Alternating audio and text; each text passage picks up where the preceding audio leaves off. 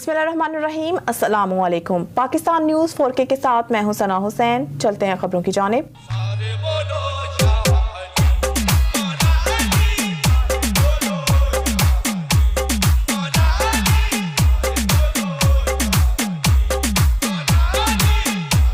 जी नाजरीन, खबर शामिल करते हैं तहसील दीना से। तहसील रिपोर्टर मोहम्मद रियाज की रिपोर्ट के मुताबिक दीना की मशहूर व मारूफ शख्सियत सैयद आबद हुसैन शाह साहब की रिहाइशगाह पर जश्न मौलूद काबा के सिलसिले में बामुकाम सैयदना अबू तालब स्ट्रीट डुमेली मोहल्ला में एक नूरानी महफिल पाक का एहतमाम किया गया, जो कि ज़ेरे निगरानी सैयद कासद हुसैन शाह काज़मी कादरी कलंदरी और साहबजादा सैयद हैदर अली शाह काज़मी मशहदी थे। आज के इस अजीम दिन के मौका पर महफिल पाक में जिक्र इलाही के साथ नात ख्वानों ने अपने खूबसूरत अंदाज में नजराना अकीदत के फूल निछावर किए। बादजा महफिल के एहतमाम पर लंगर का एहतमाम भी किया गया था, जबकि इस महफिल पाक में अहले इलाका की कसीर तादाद ने शिरकत की और केक भी काटा गया।